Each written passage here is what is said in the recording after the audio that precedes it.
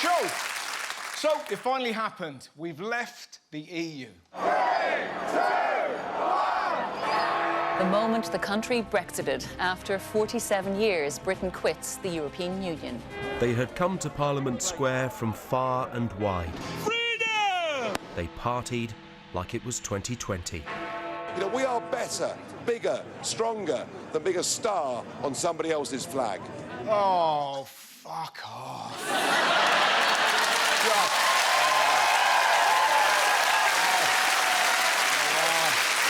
Relentless. Did you see Farage and his toads gloating at the European Parliament? I know you want to ban our national flags, but we're going to wave you goodbye, and we'll look forward in the future to working with you. Where is the coronavirus when you need it?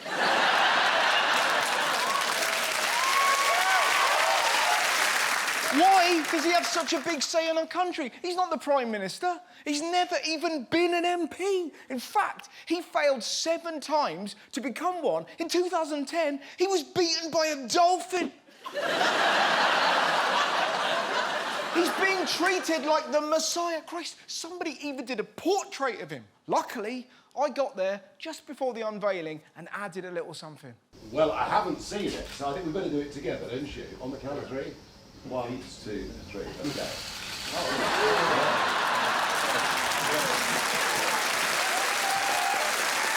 You know the biggest piss take? We're supposed to go back to the office to save the economy, but at the same time, they're doing this. The Prime Minister Boris Johnson has warned that the country needs to be ready to move on if a deal isn't struck at this week's Brexit negotiations. He says there's still time to reach an agreement, but a no deal would, in his words, be a good outcome for the UK. No deal's a good outcome. Hang on. When you were trying to get elected, you kept banging on about this. We've got an oven-ready deal, oven-ready, ready to go. We have it, ready to go, oven-ready. Whack it in the microwave, put it in the microwave, prick the lid, put it in. We have an agreement that is ready to go. It is oven-ready. Gas mark 4, it's there. It's ready, it is ready to go. Ready to go. His deal is as oven-ready as this quiche. The country is taking more of a pounding than this thing. But then we shouldn't be surprised they're so incompetent. This is a government that advertised a head of pandemic preparedness job. And when did they do that? 6 months into the UK's coronavirus outbreak. Let me repeat that. They hired someone to prepare for corona 6 months after it started. Now, call me mad, but surely better prepare for something before it happens. I'm pregnant. Not if I put on this condom. We're having this baby. I've deleted Tinder. We never met. Head of pandemic preparedness. Who's he hiring? These two? You picture Boris. Yep, this is Marty and the Doc, and they're going to travel back in time and fix everything. And as long as nobody calls Marty chicken and he doesn't try and fuck his own mum, I think we are going to be tickety-boo. It's exhausting, isn't it? We're in the middle of a global pandemic, and our leader spent weeks talking about a song. They're trying to restrain me from saying this, but if it is correct, which I cannot believe that it really is, but if it is correct that the BBC is saying that they will not sing the words of Land of Hope and Glory and Rule Britannia as they traditionally do at the end of last night of the proms, I think it's time we stopped our cringing embarrassment about our history. I wonder why he's talking about this. Could it be that he's using it as a distraction? Never mind Brexit, coronavirus, looming mass unemployment and record numbers using food banks. Let's argue about a song written in 1740. It's almost like the government want to keep people divided. If they're shouting at each other, they can't shout at us. That's why Jacob Rees-Mogg tweets things like this. Britons must never be enslaved by political correctness, which led to Labour MP Neil Coyle tweeting this. Rule Britannia was a song for shitlickers. If only there was footage that proved that.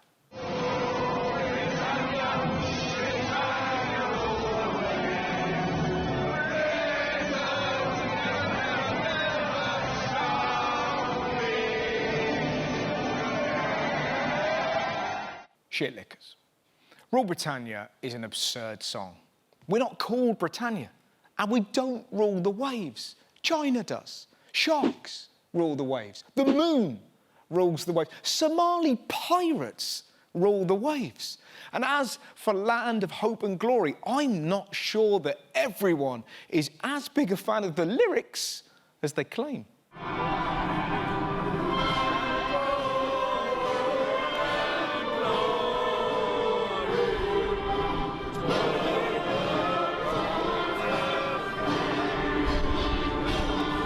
Why do we allow the government to divide us? There's so many things that connect us more than those songs. Like this man. Inches to go, and there he is.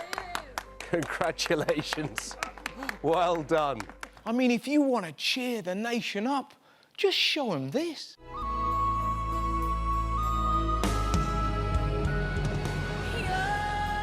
Sod last night at the proms. You get those two on stage. This country will be closer than these otters. Hold me closer, tiny otter. Why sing about slavery? Why be proud of that? Why not sing about things that we love? We can still keep the old tune. Land of Attenborough and Stormzy, the NHS and T, Derek Trotter and Rodney and Chicken Jalfrezzi's, barbecues in the drizzle, football having a laugh. Let's celebrate what unites us instead of what drives us apart.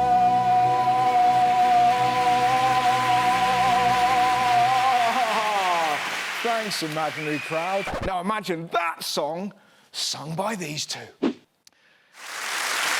other news, have you heard the latest about the Man of Steel?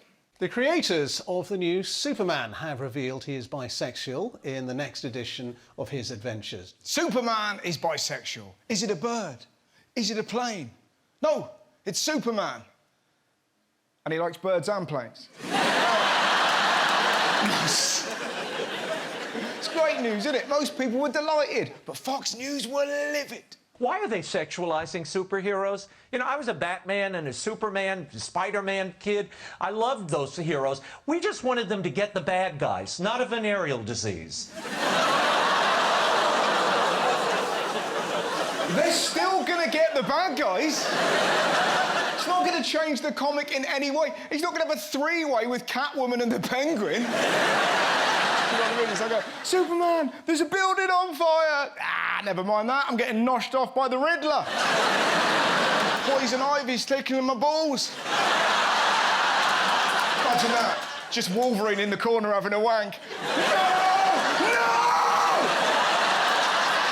Now, as you might expect, the Daily Mail comment section went crazy. I can't watch Superman again! Oh, for God's sake, that is ridiculous. No, ridiculous is the fact that nobody recognises Superman when he's wearing a pair of fucking glasses. And not once has he caught his cape in a door. Like, never. Do you know what I mean? Now, predictably, mouth for hire, Nigel Farage got involved and made this bizarre claim. On the endangered species list are alpha males. It's just, you're not allowed to be like that anymore. What? Alpha males are endangered? Tyson Fury, Tom Hardy, The Rock. If Jason Statham was any more manly, he'd piss gravel. Alpha males aren't dying out. All you got to do, start a barbecue, suddenly every man's like, I got this, darling. Don't come closer, darling, you'll be pregnant. Mind you, nobody takes Farage seriously. Have you seen his cameo? He was duped into advertising for a drug dealer. Get your drops loaded fast. Bring your barks and nations. Cuts always on time. Serious ute. Not gonna lie to you, man. They got him again with a birthday. I'm not sure this is a real person. Happy birthday, huge anus.